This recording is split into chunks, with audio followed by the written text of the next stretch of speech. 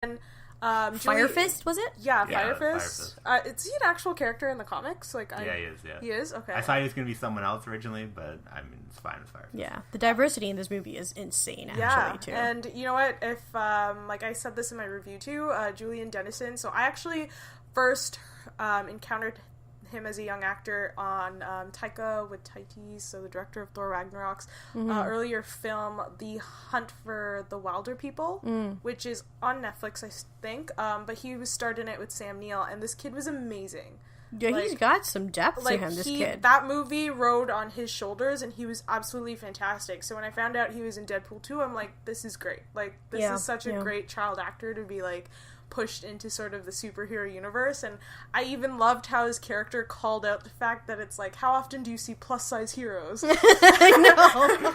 And I'm like, I love that. In the prison pocket? In the prison pocket. That's so gross.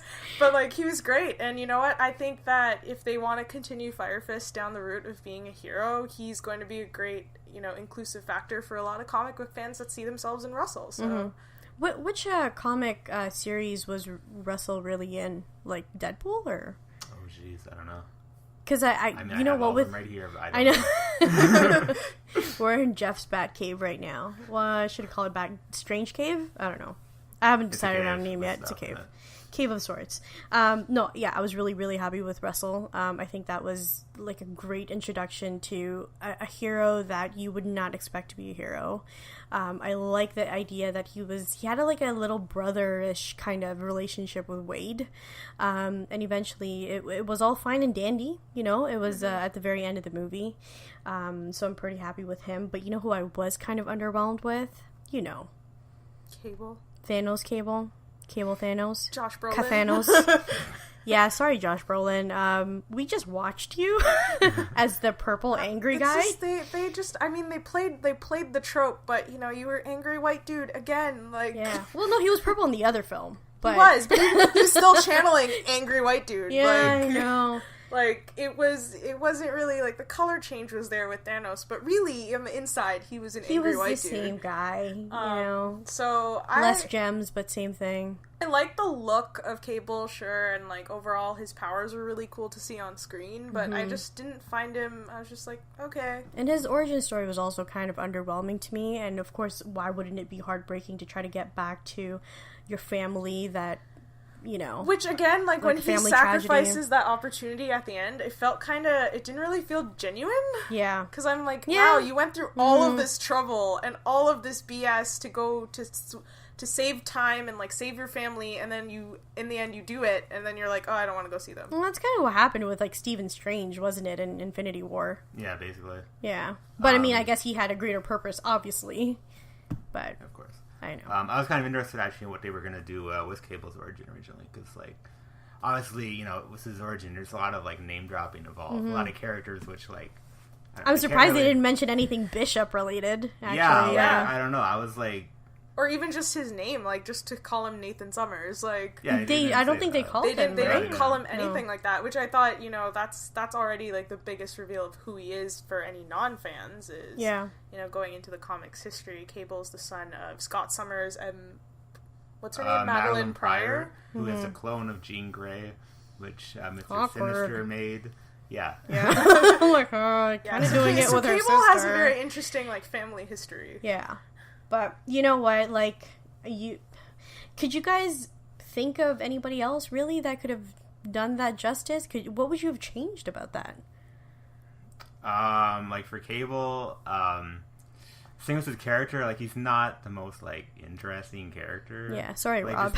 But there's not a lot, like, to him, right? He's kind of just, like, a generic, like... He's the generic angry white guy. Yeah, of X-Force. He's cool, but generally he's, like... of mutants, I guess, but... Yeah, I think it's more, like, his overall design is cool, and Josh Brolin looked good, but I remember seeing fan posts going around of, Stephen Lang, right. Scott Lang, old dude from Avatar, who, you know, looked exactly like how you'd imagine the comics to look, so, you know, that was one thing that got the hype up when they announced the character, so Josh Brolin looked good, but, you know. That was it, that kind of, but if it stays there, then it's a surface kind of thing, and it just doesn't...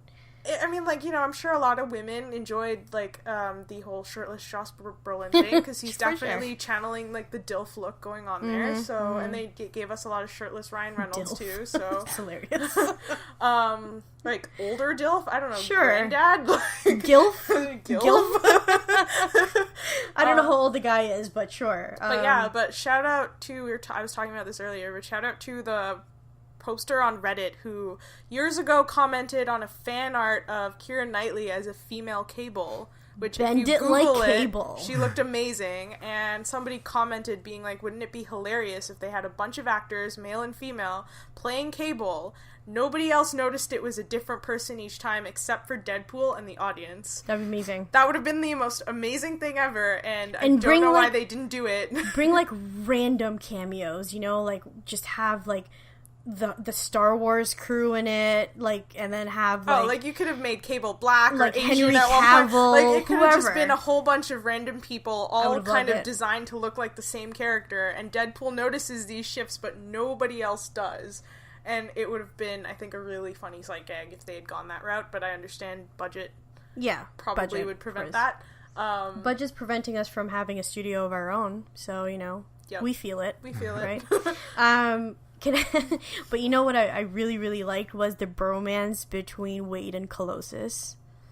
I thought that was beautiful. Like, just like the soundtrack worked, you know, like their little bromance situation with the Say Anything John Cusack movie. That was amazing. Like, and I just love the detail of, like, on his phone, Wade had, like, the boombox image on his phone, and he's holding his phone up to Colossus's window. Like, it was fantastic. And Colossus was, like literally a teenage girl that was lying on his side and just... No, I'm not gonna hear it. That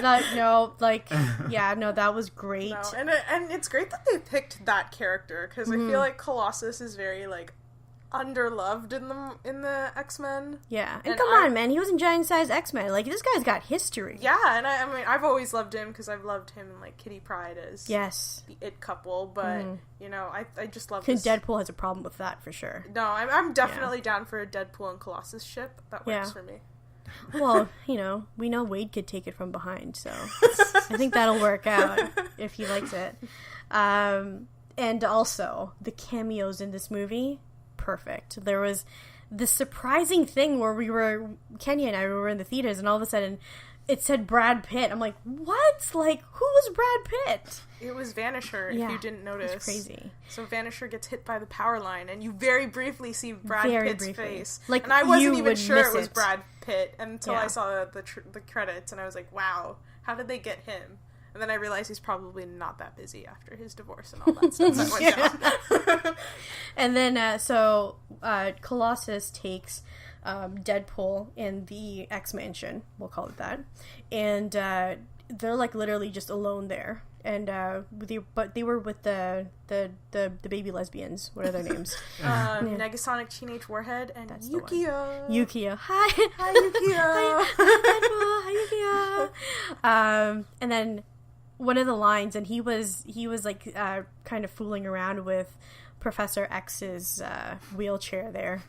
And then one of the lines when they were just on the hallway was, "Where's everybody? Where's the X-Men?" And then you just see, like, the first generation close the door on him. Yeah, we're not going to address this. Bye. Yeah. Like, we're here, but we don't want to talk to you. And I think that was great. I mean, for those of you that don't know, both the films were filming in Vancouver, so that's why the cast was able to be there. So it was literally, like, maybe 2 seconds. Yeah, it was 2 seconds, but you did see the entire new generation X-Men cast together. I know for sure there was Beast, because you can't not notice Beast. It was Beast. He was right up front. It was Beast, Cyclops, Quicksilver, Professor X was in the room, and I think Nightcrawler. Oh gosh, yeah, and it was 2 seconds. Like, it was 2 so seconds. hard. It was so quick. Yep. And now we gotta talk about the big guns in this movie. Domino, sick. Like, did not disappoint at all. Oh no, she was fantastic. And I'm so glad that for all the people that gave hate when they announced Zazie Beetz being cast, like, I'm glad she rubbed it in all your faces. Hate? Really? There was, actually, because some people were not a fan of, you know, unfortunately it was that group of fanboys that were not fans of the fact that she looked very different from what Domino looks like in the comics. Yeah. Mm-hmm. You know, so she was white. I guess. Like, okay. You know, and she killed it. She was great. We have another fantastic, strong female hero, and the one thing I loved is how they called out the fact that, you know, Deadpool calls out to her, you know, luck, that's not a cinematic superpower, and then they go what about into this Dopinder? Montage. Yeah, they do this montage of her being a badass and just like just walking away from fire, pretty much. So, you know, it's just worth it alone to see that, because luck is a cinematic superpower. I think so. Well, she certainly did. Like, her performance was amazing, so yeah, and I thought she played off really great with, between, like, I will say this, even though Cable was underwhelming, I think between her, like, Josh Brolin and Ryan Reynolds, they had great chemistry, and I could actually buy into them as a team. Yeah. Can we talk about the most, like, disturbing part of the movie, though, with the baby legs? That was, oh my god. And a great Basic Instinct moment. Yes, that's it. So, with his baby weenie. For those of you, again, if you're still listening and you haven't watched the film, you're brave. You're brave, but or basically... you're Cyril and Geoff, where they just don't care about spoilers. Yeah, we're gonna see a movie Friday night. I better check the spoilers before. Yeah, no surprises. No. But, yeah, so the surprise character addition in the film that was kind of hinted at, but, you know, nobody was really quite sure, was Juggernaut. Yeah. Mm-hmm. You know, so we got the Jugs. Jugs. Back in action. Or I guess he'd be a single Jug, because of his, like, domed head. I don't know, it's a plural Jug? I don't know. He's just a jug to us, I guess. Yeah. And, you know, I will say that he has this great line, like, throwaway line where he talks about why he wears the helmet is because his brother can read his mind. Right. So great callback to Juggernaut actually being Xavier's brother. Yeah. Because most people don't know that. Yes. And I just want to clear up, who do you guys think was the actual villain? Because in this movie, Russell was in this kind of orphanage for mutants, and the Essex house, right? The Essex house. Which is obviously Mr. Sinister. That's right. Like, I mean, who do you think was really more the villain here? Was it him? Was it Russell? Was it, like... Well, I think the idea behind it, to me at least, was that good people are capable of doing bad things. And I guess you could say that the headmaster of Essex House was the real villain, in the sense that they were abusing children, and it's obviously... What a coward that guy was, really too, man. Terrible thing to be doing. Yeah. But in terms of the obvious villains that they were kind of showcasing right off the bat as Russell and Cable... Yeah. Right away, their motivations become very sympathetic and come from a real place. So I did like the fact that there wasn't this sense of, like, oh, we need a evil big bad. We don't need a Magneto in this movie, really. Yeah, and it kind of didn't follow the same beats as the first film, where we had a clear villain that Deadpool was going after, whereas this, I think, was more of like a kind of an understanding about humans and just what our motivations are. And I feel like Deadpool's the character that kind of works well with those sorts of situations, because he's not a hero. No, yeah, he's a satire hero, of course. What about you, Geoff? What did you think about the whole villain story? I mean, I guess, like, did you want an actual villain, though? Like, did you want, like, a big Magneto kind of guy, or did you like the way they did it? No, I was fine with it, because, like, the way they had, like, with Russell and Cable kind of being different villains, you know, at a time, and then kind of at the end it all sort of came together. Yeah. I guess we're all, you know, the whole big theme of, like, family. Yeah, the F word. It's not just an F word, yeah. Yeah, everything sort of came together. I liked it. It didn't really need, like, a big... Yeah, because I just don't think that's what Deadpool, even comics, is really about, you know, like... Not really. For the most part, he kind of plays a little bit of a villain, too, but, like, an annoying kind of villain. And, yeah, I mean, because obviously he brutally kills people. Exactly. Yeah. There's the 2-part comic, which is called Deadpool Kills the Marvel Universe, for God's sake, so... And he kills everyone. And everybody, and just, everything. There you go. So, sorry if you didn't watch that. I mean, sorry if you didn't read that. Geoff just said that. No, but that's always how they end. Yeah, exactly. Well, I mean, the title kind of pretty much says what it's going to end with. Yep. Yeah. Deadpool loves killing himself, I guess, right? Because it happened in this movie, it can happen in Well, comics. I suppose if you had powers like Deadpool, you just want to know what the extent of it is. Yeah, you kind of experiment, like, oh, what happens if I cut my head off? What if I blow myself into a million pieces? Yep. what's gonna happen? Just have to have friends that are not grossed out and can put you back together again. Yeah. You can hang out with us, man. I mean, I love that one scene where, like, Domino's carrying Deadpool around, like, a backpack. Oh, that was so gross, that was right after Juggernaut rips him in half, and then she has to use his legs as, like, as straps and, like, carry him around. It was fantastic. Gosh, that was gross. That's where the baby legs came from. That's where, he had to regrow his legs, basically.